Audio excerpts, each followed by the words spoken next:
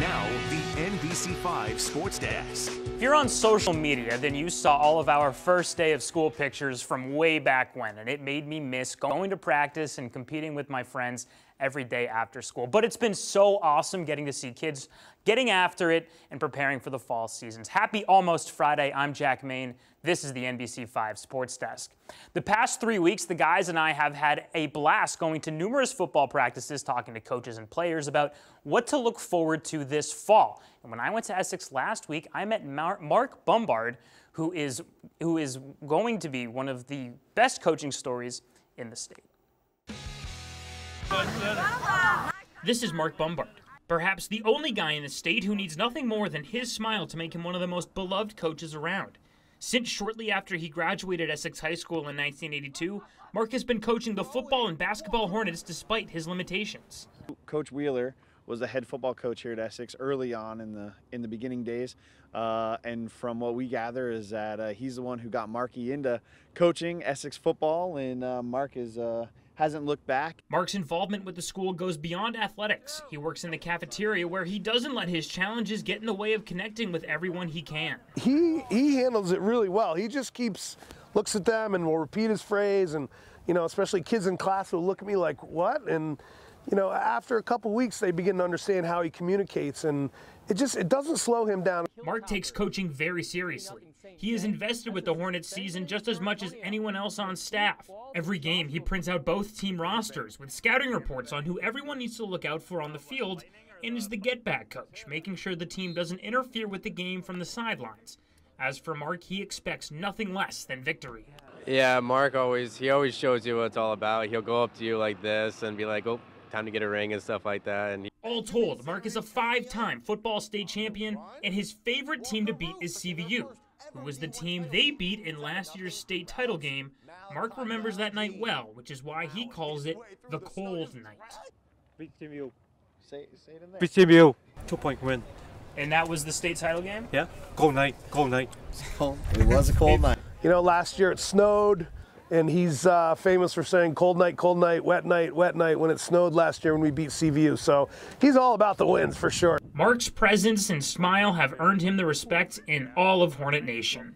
If any of you out there see Marky, just go up and say hello to him, embrace him, and enjoy everything that is Mark Bombard, because he's the greatest of all time. Thanks. All right, we got to step aside, but when we come back, high school soccer in the North Country. Highlights from Chazy on the other side of the break.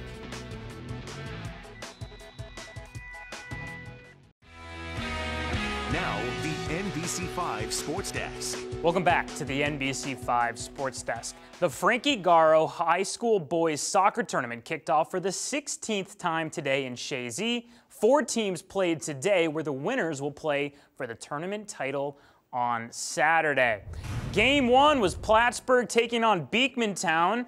First game of the entire tournament. Hornets are the reigning champs from last year, and they're trying to make a statement in Game 1. Owen Mulligan puts a beautiful shot over the Eagles' defense, netting his first goal of the game, and that's 1-0 Plattsburgh. We're going to take you now into the second half. Here's more. Mulligan dribbling once again with his right, kicks it in with his left, and that's his second of the day. So it's 3-0 Plattsburgh, and if you're keeping track at home, you got 2 goals. You have to go for the third, and he does it again with the left foot.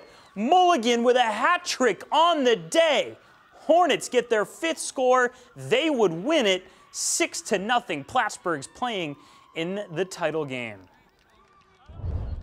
Well, Chazy hosted this second match of the day against Canton Central, and this match was physical, and it wasn't very pretty at times. You see players falling all over the pitch right here, slide tackle right there. That's physical. That's okay, though. And then you see header right here, and the ball is just going to get cleared way over the net. More errant shots right there. And then finally, we get our first score of the game. We get our first tiebreak of the game, and it's a penalty kick from Dylan McAfee.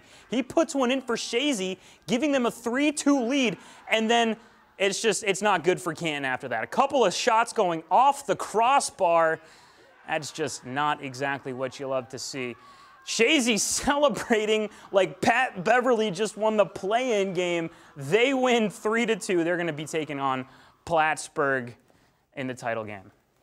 All right, so if you've been following along, you obviously know Penn State and Purdue.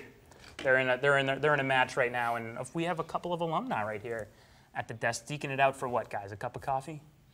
Mm-hmm. Does it have to be a specific cup of coffee? You're quiet because you know I'm not happy. It's I don't want to make you angry. This is a friendly The game competition. is not over yet. It's getting close, though, pretty Tyler. much. Well, you know, Thursday Night Football, whose idea was that?